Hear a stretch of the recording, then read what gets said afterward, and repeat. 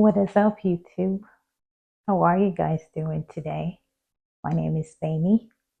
I'm an artist and I love to share art inspiration videos and tutorials and just, document my process and share my journey with you.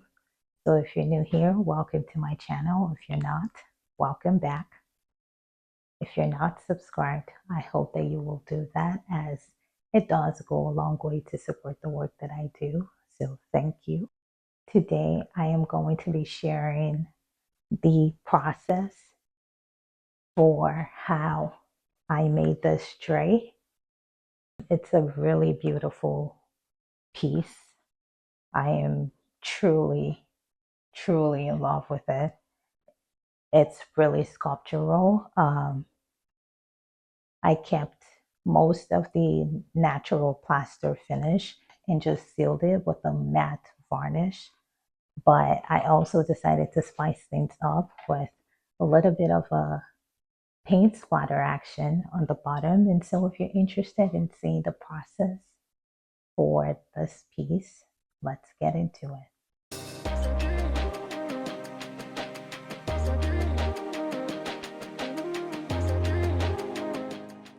I start off with a piece of flexible wire mesh and duct tape, sealing off the longest edge so that I could begin molding the wire mesh into the shape of my tray.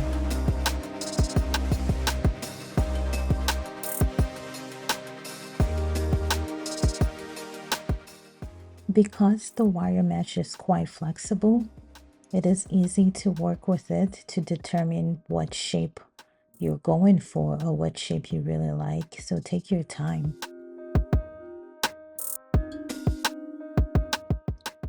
Once I have the ghost of my frame, I am going in with duct tape and closing off the edges.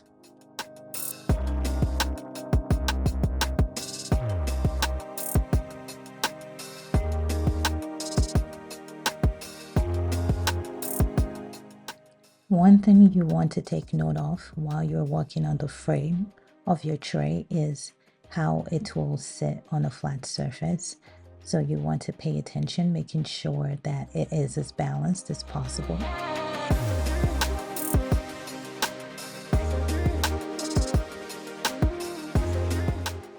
Once the external cavity of the tray is completed, I am going in with a hot glue gun to secure the inner cavity as well, just making sure that I have a defined shape for the inner cavity.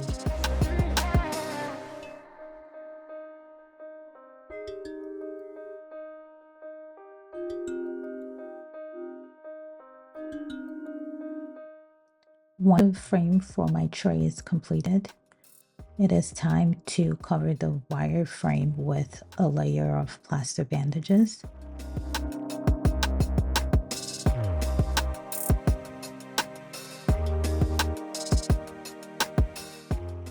My technique with the plaster bandage is to wet it and smooth it over the mesh with a wet brush.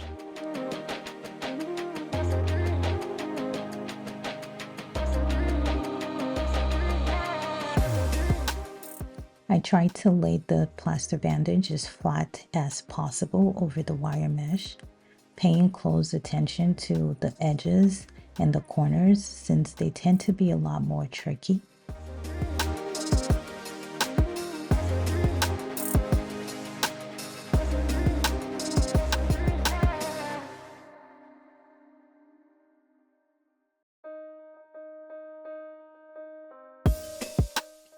Once the wire is completely covered in a layer of plaster bandages, my next step is to go in and begin to apply coats of my plaster mixture.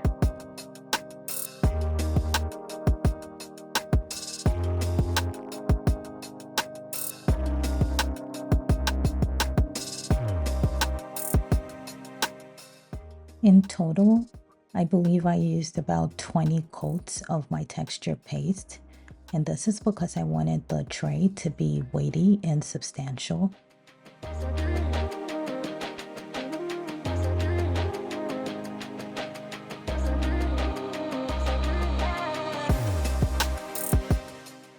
I wanted to make sure that the tray was sturdy and not flimsy and not just a decorative tray, and so I opted to use that many layers of plaster, but it is completely up to you to decide how many layers of plaster you would like to add on to your work. Also taking into consideration how thick your plaster mixture or texture paste is to begin with.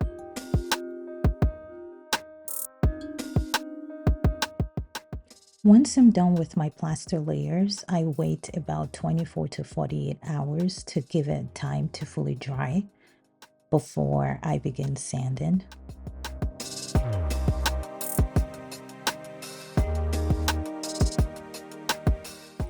For the smoothest finish, I like to sand in circular motions or against my brush strokes.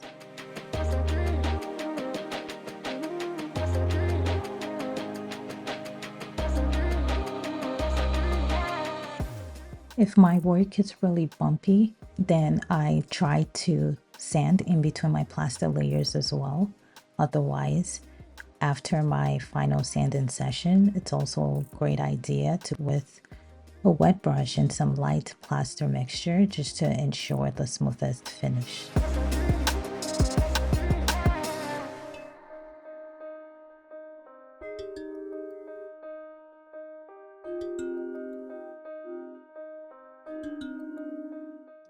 Once I confirm that I am happy with the consistency of my work, it is time to proceed to the next step.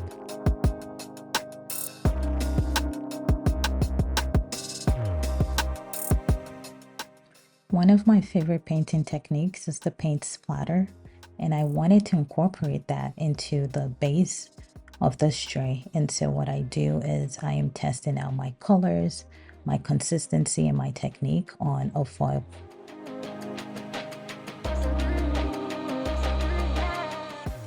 Once set, I apply my colors by flicking a brush dipped in watered down acrylic paint over the tray.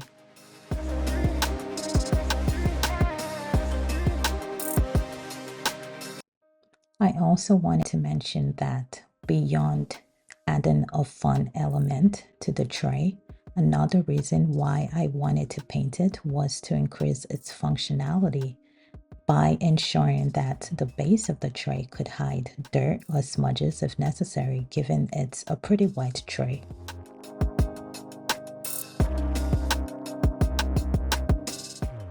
Once the paint is dry, as a final step, I am sealing it with a matte spray varnish.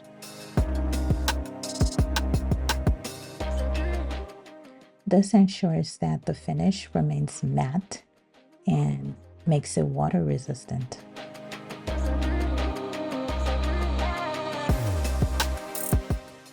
This is the final look. I couldn't be happier with it. I love all of the details. It is beautiful, sculptural, functional, and ready for sale.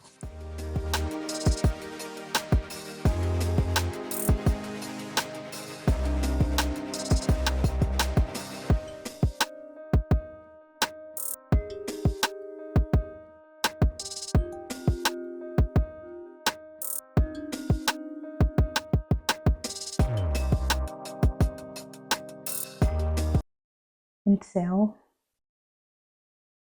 yeah, that was all of the process. I am obsessed with it, and I am coming closer to give you a closer look at it. I would love to hear your thoughts in the comments. I hope that this video inspired you. If you're interested in, working with plaster and you're thinking about what you could do with it, I hope that you were really inspired by this video. I hope that this video was also fun and engaging for you. And as a reminder, all of the links will be left in the description. If you're also interested in shopping any of my artworks and my pieces, the link will be left in the description as well. If you've not subscribed, now will be a good time to subscribe, since I can promise you a lot will be coming your way on this channel. So there's so much to look forward to. Thank you all for hanging out with me today. I will see you all in my next video. Bye.